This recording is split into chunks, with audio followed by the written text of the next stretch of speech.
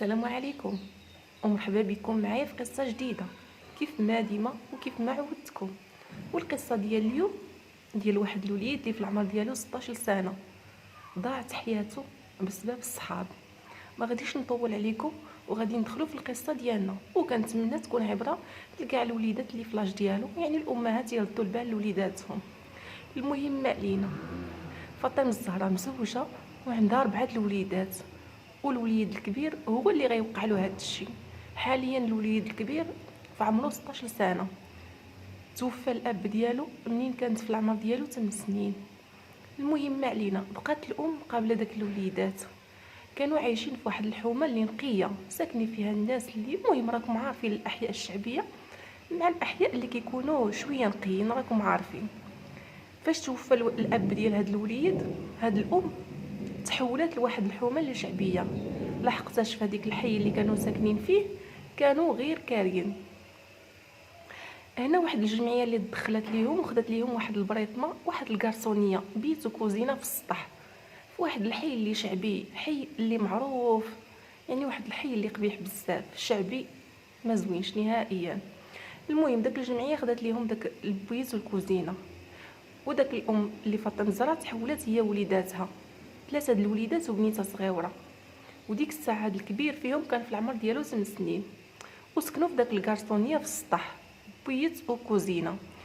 المهم بقاو ساكنين، الام مسكينه مقابله الوليدات، والجمعيات كيعاونوها شي شويه، ووالديها كيعاونوها شويه، وحتى هي كتمشي مسكينه تخدم وطيب ودير الميناج للناس في الديور وكتقري وليداتها. واحد السيد الله يجازيه بخير دخل ليها الوليدات ديالها لواحد المدرسه ديال البريفي، يعني نقص عليها شي شويه. وهي الوقت فاش كتدي وليداتها المدرسه ديال البريفي كيدخلوا من 8 حتى ل 4 كتمشي مسكينه ديال الميناج. المهم ما علينا، هاد الوليد ديالها بقى كيقرا مزيان، يعني بقى غادي في حياته مزيان كيف ما كان. ولكن هاد الوليد ملي غادي يوصل لسن 16 سنه وغادي يطلع الاولى باك، فكان كينجح مزيان، كيجيب نقاط مزيانين وكينجح دائما، ومقابل القرايه ديالو ونقيقي بزاف، كيخرج في الحومه كلشي كيبقى يشوف فيه، فما شاء الله كان زويون نقي. مقابل الرياضه ديالو ولونطريما ديالو والحفاظه، وكان كيجي من الاوائل. المهم ما علينا، هاد الوليد هاد العام هذا ما بقاش كيبغي يمشي ليها للمدرسه، ولا كيبغي يبقى غير ناعس في الدار، ولا مجمع مع الولاد في الزنقه. فين ما تقلب عليه يا اما تلقاه في الزنقه مع شي ولاد اللي ما هماش، لان كيف ما قلت لكم الحي اللي سكنات فيه حي شعبي وخايب بزاف، فيه الناس ما يعني الناس لا حول ولا قوه الا بالله. كتقلب على ولده كتلقاه مع شي ولاد اللي ما هماش، يعني ولاد اللي الله يعفو عليهم كاملين. كتغوت عليه وتدخل، ولكن الوليد والو، كيدخل ويولي عاوتاني يخرج ليها حتى بلاوه. الوليد تبلالها بمخدرات ولا كيشم كيكمي. المهم راكم عارفين، هي في الاول ما كانتش عارفه، كانت كتقيل تابعه وكتدخله، ولكن ولات كتشم فيه شي ريحه. من بعد عرفت من صحابو باللي الوليد راه ولا كيتعاطى لداك الشيء. القرايه ما بقاش كيقرا مزيان، ما بقاش يعني ولا معصب، غير كيغوت على خوتو، كيضرب خوتو اللي لقاه قدامه كيضربو، يعني ولا معصب. ما بقاش داك الولد كيف ما كان، بحال هزيتي ولد وحطيتي ولد. وهذا الشيء كامل سببه يعني الصحبه القبيحه. فهاد الوليدات هادو اللي كان مصاحب معاهم شافوا الوليد نقيقي وكيقرا مزيان وكيلبس مزيان ومقابل لونطريما والرياضه ديالو، وهذا الشيء ما عجبهمش، هما خاصهم يجروه للطريق ديالهم. وفي الحوف في داك الشيء اللي كانوا باغيين بالفعل جروه لطريقهم. المشكله الكبيره هو ان هاد الوليد هذا ما عرفش داك الانواع ديال داك الشيء اللي كيكمي، فعطاوه شي حاجه اللي خربقات له دماغه. الوليد بقى غادي وبحال اللي كيحماق شويه بشويه. دابا هاد الوليد هذا ما بقاش كيبغي يمشي لها للمدرسه، خرج نهائيا هاد العام ما مشاش نهائيا. قرايه الله في الاول ومن بعد حبس القرايه، ولا كيدخل ويخرج في الهضره. الولد كتقلب عليه ما كتخلي فين تقلب عليه، وفين كتلقاه ناعس على القبور في الليل، في 12 د الليل كتلقاه ناعس في المقابر. على القبور ديال الاب ديالو. هادشي في 12 ديال الليل، تبقى تقلب مسكينه تتحماق، ومني يمشيو للمقبره كيلقاو ناس على المقبره ديال الاب ديالو، وهادشي في 12 د الليل. دائما ولات فين ما يتعطل وما تلقاش تمشي تلقاه تما ناعس. الولد ما بقاش كيعرف شنو كيقول. المهم داكشي اللي عطاوه، داك المخدر اللي عطاوه، داك الماده اللي عطاوه، يعني كاين واحد النوع ديال الكمايه رخيص بزاف، وداك النوع كيديروا فيه داكشي كيحمق الواحد. فهاد الوليد مسكين هكاك، وبقى يعني بقاو كيزيدوه في داكشي، يعني ما حمدوش الله على، يعني شافو خرج من المدرسه ما بقاش كيلبس، ما بقاش كيتهلا في راسو، ولكن ما بغاوش يحشموا، مازال كيتلاقاو ويعطيوه داكشي. والوليد مسكين صافي ضاع، الله يشوف من حاله. خرج من المدرسه ما بقاش كيعرف شنو كيقول، ولا كيدخل يخرج في الهضره. امو ما كيعرفهاش، وخوتو ما كيعرفهمش. الام مسكينه بغات تحماق على ولدها، ما خلات فين داتو.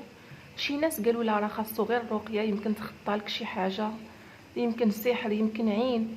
وصراحه الله داك الولد كان ما شاء الله، اي واحد يختار داك السيد نقيقي مؤدب لونطريما القرايه، هدرتو ما كيعليش العين في الواحد. المهم جابت له الراقي للدار وبقى يرقيه وعطاه الماء الرقيه، ما دارت مع داك الوليد. ولكن الولد غير ما غادي وحالته كتكفس، يعني الرقيه ما جابت معاه حتى شي حاجه. كانوا كيقولوا لها سحر. مؤخرا هزاتو وداتو للسبيطار، دارت له جميع التحاليل، هادشي تكلفوا لها به شي جمعيات، دارت ليه جميع التحاليل باش يعرفوا شنو عند الولد. بالتالي شنو قالوا لي هاد الولد ديالك خاصك ضروري تديه لبنو الحسن، يعني الطبيب ديال الحوم 36 راكم عارفين، الطبيب ديال الامراض العقليه. صافي هذا راه خرجوا له على عقله، يعني ما نفعت فيه لا رقيه لا حتى شي حاجه. الام مسكينه كتبكي على ولدها وعلى الحاله اللي ولا ليها. الولد مسكين ضعف بزاف، ما بقاش كيعرف حتى شنو هي الماكله، ما كيفرقش ما بين هذه كتنكل وهذه لا. الولد ولا كيدير كلشي في حوايجه، ولا عنده العقليه ديال شي واحد بيبي، يعني بحال داك الاطفال الصغيورين اللي كيكونوا عند خلاقهم، هكاك العقليه ولات ديالو. مسكين ما بقى كيفهم حتى شي حاجه وما كيعرف حتى شي حاجه، حتى الطواليط اعزكم الله ما بقاش كيعرفها، كيدير كلشي في حوايجه. والوليد ديال 16 سنه على مزويناتو خرجوا عليه هاد الولاد هادو، لا حول ولا قوه الا بالله. امو مسكينه كانت كتقيل سابقه وتقيل تحضي معاه، ولكن اللي مكتب عليه الله شي حاجه راه كيدوزها. وكيف ما كيقولوا المربي ما عند ربي، او خا تعيط ربي الا كانت شي حاجه مكتبه، لا حول ولا قوه الا بالله. وخصوصا في هذه الاحياء الشعبيه، الاحياء الشعبيه اللي صعابين، ما كيحملوش يشوفوا شي واحد لابس مزيان ومقابل قرايته. فهذاك الوليد كان غيشد غير الباك، وكانت الام ديالو غتصيفطو يكمل قرايته على برا، بحكم عندها شي عائله في الخارج غتعاونو. المهم الوليد حالته غير ما كتكفس، كيف ما قلت لكم ما كيعقلش على راسو، ما كيعرف يدير حتى شي حاجه، كلشي كيديرو في حوايجو. الجمعيه والناس اللي كتمشي تواجه لهم هاد الارمله مسكينه اللي هي فاطمه الزهراء كيقولوا ليها سيري الولد ما بقى له حتى شي حل، خاصك دير الطبيب ديال الامراض العقليه. صافي يعني الولد خرج على العقل ديالو. الام مسكينه ما قدرتش تدي ولدها لهاد الطبيب هذا، خافت، والناس كاملين نصحوها باش ما تديش لهاد الطبيب، خافت يزيدوا يخرجوا له على عقله. مخليه الوليد معاها. مؤخرا خرجته لواحد المنطقه في واحد الباديه باش الماكم على الله يتكالما شويه. ولكن الولد لا حول ولا قوه الا بالله مازال غير ما زايد في داكشي ديالو، ما عاقل على حتى حاجه، ما عقل على والو. وهذا الشيء كامل سببه الصحبه الخايبه، وسبب هاد المصيبه اللي كيكميو.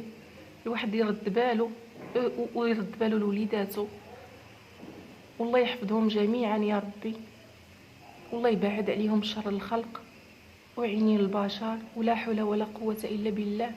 واي واحد كيأذي شي طفل الله يخلصه، والله ياخذ فيه الحق، وخصوصا الاطفال. هاد الام هذه مسكينه حالتها كتقطع في القلب. كنتمنى منكم اللي وصل معايا حتى لهنا يدعي مع هاد الوليد بالشفاء. وسمحوا لي بزاف الا كنت طولت عليكم، وحده وليداتكم ودعيو معاهم في صلاتكم. والسلام عليكم ورحمة الله تعالى وبركاته.